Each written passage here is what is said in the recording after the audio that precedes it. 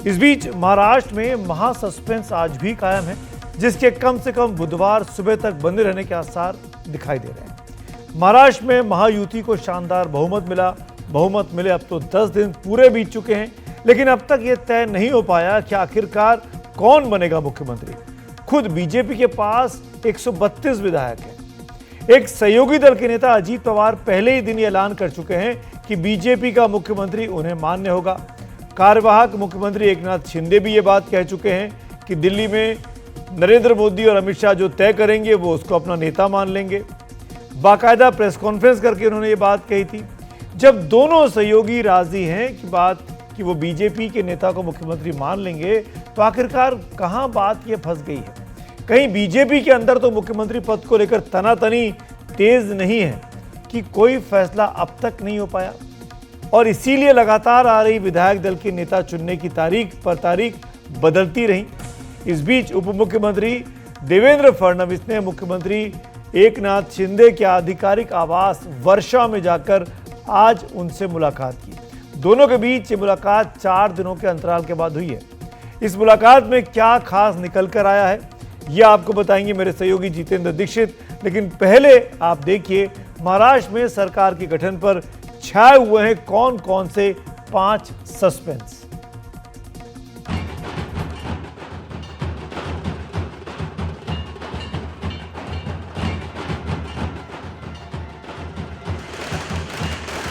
मुंबई ने, पुणे ने, नागपुर ने, महाराष्ट्र के ऐसे सभी बड़े शहरों ने अपनी स्पष्ट राय रखी है।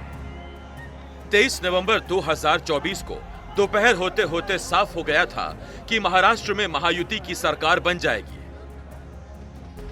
लेकिन सरकार का सरदार कौन होगा, इस पर 10 दिन बाद भी सस्पेंस बना हुआ है। दरअसल महाराष्ट्र की राजनीति में आज 5 महासस्पेंस बने हुए हैं। सस्पेंस नंबर 1, क्या देवेंद्र फडणवीस महाराष्ट्र के मुख्यमंत्री बनने जा रहे हैं? सस्पेंस नंबर 2, अगर देवेंद्र फडणवीस का पत्ता कटता है तो सत्ता किसको मिलेगी, यानी बीजेपी किसे मुख्यमंत्री बनाएगी? सस्पेंस नंबर 3, कार्यवाहक मुख्यमंत्री एकनाथ शिंदे क्या नई सरकार में उप मुख्यमंत्री बनेंगे? सस्पेंस नंबर 4, क्या शिंदे की शिवसेना को गृह मंत्रालय मिलेगा, जिस पर महायुति में 10 दिनों से गृह कलेश बना हुआ है? और सस्पेंस नंबर 5, महाराष्ट्र विधानसभा का स्पीकर कौन होगा? ये 5 सस्पेंस ऐसे हैं जिन्होंने महाराष्ट्र की राजनीतिक फिजा में तनाव घोल कर रखा है। मीडिया में छपी खबरों के मुताबिक एकनाथ शिंदे ने सोमवार को एक बयान देकर इशारा कर दिया कि बीजेपी के संख्या बल के आगे उन्होंने तीर कमान भले रख दिए हों, लेकिन सीएम बने रहने की हसरतें मिटी नहीं हैं। शिंदे ने कहा कि मैं आम लोगों का मुख्यमंत्री था और लोग मुझे मुख्यमंत्री के तौर पर देखना चाहते हैं। पिछले हफ्ते शिंदे दिल्ली आए हुए थे, लेकिन जब से यहां से गए तब से अपने गांव में ही हैं। इसीलिए उनकी भूमिका और रुख पर सवाल उठने लगे हैं। ये शिवसेना की तरफ से कितने लोग शपथ लेंगे, कितने लोग? नहीं, इसके बारे में कोई जानकारी नहीं है। सीएम साहब इसकी घोषणा करेंगे। क्या एकनाथ शिंदे जी सरकार का हिस्सा होंगे? एकनाथ शिंदे जी सरकार का हिस्सा होंगे? इसके बारे में कल शाम में सब डिसाइड होगा। आज कुछ भी उसके बारे में बताया नहीं जा सकता। एकनाथ शिंदे महाराष्ट्र के केयरटेकर मुख्यमंत्री है। अगर मुख्यमंत्री कैसा डिसअपियर या गायब हो सकता है, और दिल्ली में इतनी बड़ी यंत्रणा है, सीबीआई, पुलिस, रॉ, इंटेलिजेंस। देखिए ये सब एक खेल चल रहा है महाराष्ट्र में। 10 दिन हो चुके हैं, बहुमत है उनके पास, पूरा भारी बहुमत है, फिर भी ये लोग मुख्यमंत्री का नाम, भारतीय जनता पार्टी के पार्लियामेंट्री नेता का नाम अब तक घोषित नहीं कर पा रहे हैं। लेकिन छोटा ही सही, महायुति के एक सहयोगी और मोदी सरकार में मंत्री रामदास अठावले ने एनडीटीवी से जो कुछ कहा, उसमें अगले मुख्यमंत्री का नाम छुपा है और शिंदे के लिए झुकने का पैगाम छुपा है। मुझे लगता है कि जिस तरह बीजेपी में अनुभव वाला जो आदमी है, नेता है, तो देवेंद्र फडणवीस जी है। मुझे लगता है कि भाई कल के विधायक दल में उनका नाम मतलब तय किया जा सकता है, और माननीय मोदी साहब और अमित शाह भी उनके नाम पर उनका नाम ही अनाउंस कर सकते हैं। तो इसीलिए महाराष्ट्र का मुख्यमंत्री अगला कौन होगा, ये जो आपका सवाल है, उसमें मेरा रिप्लाई ये है कि देवेंद्र फडणवीस जी महाराष्ट्र के मुख्यमंत्री बन सकते हैं। मुझे लगता है वो समर्थन करेंगे। एकनाथ शिंदे जी हमारे साथ रहना बहुत बड़ा ज़रूरी है और इतनी विक्ट्री मिली उसमें उनका भी बहुत बड़ा योगदान है। तो अभी हमारी सीटें भी इतनी आई है और आपको मौका भी 2.5 साल मिला है, इसीलिए बीजेपी का ही मुख्यमंत्री बनेगा ऐसा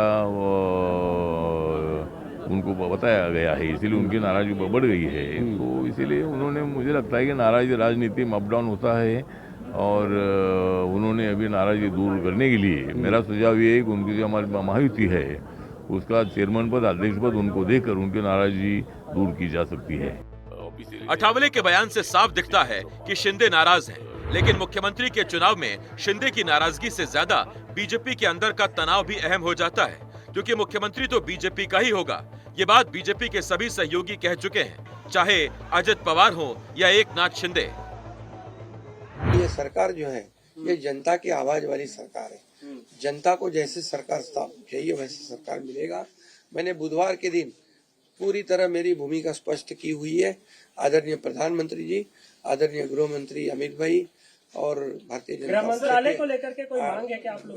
भारतीय जनता पक्ष के अध्यक्ष नड्डा जी जो मुख्यमंत्री पद के बारे में तय करेंगे उसको मेरा पूरा समर्थन मैंने ऑलरेडी दे दिया है। पूरी तरह मैंने मेरा समर्थन दिया है, उसके लिए कोई किंतु परंतु नहीं है।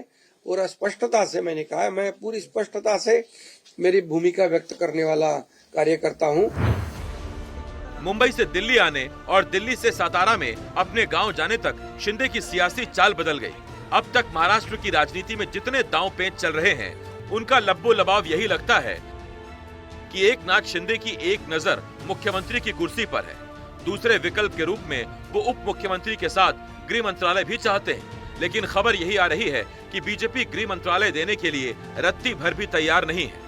तीसरे विकल्प के रूप में उनको महायुति का अध्यक्ष बनाकर नाराजगी दूर करने का प्रयास किया जा सकता है, जैसा कि अठावले कह रहे हैं। और चौथा विकल्प मुंबई से उनके दिल्ली आकर मोदी सरकार में शामिल होने का हो सकता है। लेकिन शिंदे पर विकल्पों की बात करने से पहले बीजेपी पर बात करते हैं, जिसे अपने विधायक दल का नेता और नए मुख्यमंत्री का चुनाव करना है। बुधवार सुबह 10 बजे बीजेपी विधायक दल की बैठक तय हुई है, जिसमें केंद्रीय पर्यवेक्षक के रूप में केंद्रीय वित्त मंत्री निर्मला सीतारमण और गुजरात के पूर्व मुख्यमंत्री विजय रूपाणी जा रहे हैं। कल सुबह 11 बजे हमारे सभी विधायक दल की बैठक है और वहाँ हम लोग चर्चा विचारणा करेंगे और उसके बाद सर्वसम्मति से नेता की चुनाव होगी और उसका नाम हाईकमांड को बताएंगे, फिर घोषित करेंगे। महाराष्ट्र की राजनीति अलबेली है। चुनाव नतीजे एक तरफा आए। नई सरकार के गठन और मुख्यमंत्री पद के शपथ ग्रहण के लिए 5 दिसंबर की तारीख तय हो चुकी है। स्थान के रूप में मुंबई का आजाद मैदान तय हो चुका है। बारात और बाराती तय है, बस दूल्हा बाकी है। महाराष्ट्र का अगला मुख्यमंत्री कौन होगा, ये सवाल उतना ही पेचीदा बना हुआ है जितना पेचीदा ये सवाल कि पहले मुर्गी आई या फिर अंडा। भले ही बीजेपी ने अब तक मुख्यमंत्री के चेहरे का ऐलान नहीं किया हो, लेकिन शपथ विधि की तैयारियां शुरू हो चुकी हैं। हम इस वक्त मौजूद हैं दक्षिण मुंबई के आज़ाद मैदान में और आप सामने देख सकते हैं कि एक विशालकाय मंच तैयार किया जा रहा है। 5 दिसंबर की शाम जो भी महाराष्ट्र का अगला मुख्यमंत्री होगा वो इस मंच से शपथ लेगा। उस वक्त देश के प्रधानमंत्री नरेंद्र मोदी भी इस मंच पर मौजूद होंगे। हालांकि मुख्यमंत्री के पद का ऐलान नहीं किया गया है, नाम का ऐलान नहीं किया गया है, लेकिन 2 दिनों पहले ही बीजेपी की ओर से आधिकारिक तौर पर इस बात का ऐलान कर दिया गया था कि 5 दिसंबर की शाम को आज़ाद मैदान में शपथ विधि का समारोह किया जाने वाला है और उसमें प्रधानमंत्री मोदी शिरकत करेंगे। मंगलवार की रात कयामत की रात है, जिससे पहले अजित पवार दिल्ली में आकर अपनी घड़ी का इंतजार कर रहे हैं। उनके साथ बीजेपी भी शिंदे के रुख को देख रही है। दिल्ली में हिमांशु शेखर के साथ मुंबई से जितेंद्र दीक्षित, एनडीटीवी इंडिया के लिए। तो आज महाराष्ट्र में महाकयामत की रात है। कई नेताओं की धड़कनें बड़ी होंगी। तो कल मुंबई में क्या होने वाला है, चलते हैं सीधे जितेंद्र दीक्षित के पास जो अपनी बारी का इंतजार कर रहे हैं। जीतू, क्या खबर, आज जो मुलाकात हुई है फडणवीस साहब की, शिंदे साहब की, 4 दिन से दोनों लोग मिले ही नहीं थे, आज आमने सामने बैठे, कुछ पता चला कल क्या होने वाला है? बिल्कुल, देखिए ये मुलाकात काफी अहम है क्योंकि बीते हफ्ते जब अमित शाह से मिलकर आए थे एकनाथ शिंदे, उसके बाद से ही उन्होंने मिलना जुलना बंद कर दिया था। बताया गया कि वो बीमार है, सतारा अपने गांव चले गए और फिर जब वहां से 2 दिन पहले लौट कर आए उसके बाद भी वो किसी बीजेपी के नेता से नहीं मिल रहे थे। कल रात को गिरीश महाजन जो बीजेपी के नेता है वो उनसे मिलने गए थे और उसके बाद आज पहली बार उनकी देवेंद्र फडणवीस के साथ मुलाकात हुई और ये मुलाकात करीब घंटे भर तक चली। और जो हमें पता चला है कि जिन मुद्दों पर बात हुई है, एक तो ये मुद्दा है कि एकनाथ शिंदे की पार्टी को कौन कौन से मंत्रालय मिल सकते हैं, उस बात को लेकर चर्चा हुई है। मंत्रालय को लेकर अड़े हुए हैं कि उन्हें गृह मंत्रालय चाहिए, साथ में विधानसभा के स्पीकर का पद भी चाहिए। और इसके अलावा इस बात को लेकर भी चर्चा हुई है कि खुद एकनाथ शिंदे को सरकार में शामिल होना चाहिए, क्योंकि एकनाथ शिंदे का ये कहना था कि वे जो है सरकार में शामिल नहीं होंगे, वो सरकार के बाहर रहेंगे। तो उनको ये समझाने की कोशिश की जा रही है कि क्यों आपका सरकार में रहना जरूरी है। इनके अलावा इस बात को लेकर भी चर्चा होगी कि परसों के दिन जो शपथ विधि होने वाली है उसमें कौन सी पार्टी के कितने मंत्री शपथ लेंगे। देखिए, कुल कोटा तो अलग बात है कि हर पार्टी को कितना कोटा मिलेगा। जो हमारे पास फॉर्मूला आया है उसके मुताबिक हर 6 विधायक पर 1 मंत्री पद दिया जाने वाला है। तो उस तरह से बीजेपी के पास करीब 22 मंत्री पद आने वाले हैं, एकनाथ शिंदे के पास में करीब 10-11 मंत्री पद आएंगे और अजीत पवार के पास में 7 से 8 मंत्री पद मिलने वाले हैं। लेकिन ये सारे के सारे मंत्री जो है वो परसों के दिन शपथ नहीं लेंगे। परसों के दिन जब प्रधानमंत्री मंच पर मौजूद होंगे उस दौरान सिर्फ सीमित संख्या में ही शपथ लिया जाने वाला है। हो सकता है कि हर पार्टी से 2 मंत्री ही शपथ लें उस दिन। जी जीतू, एक चीज और जल्दी से जानना चाहता हूं। अब शिंदे साहब की तबीयत खराब हुई, आज भी वो अस्पताल गए, ठाणे में, जुपिटर में इलाज कराने, चेकअप कराने। इसका कोई सियासी कनेक्शन है क्या, या वाकई में डिप्टी सीएम नहीं बनेंगे वो, इस पर वो अड़ गए?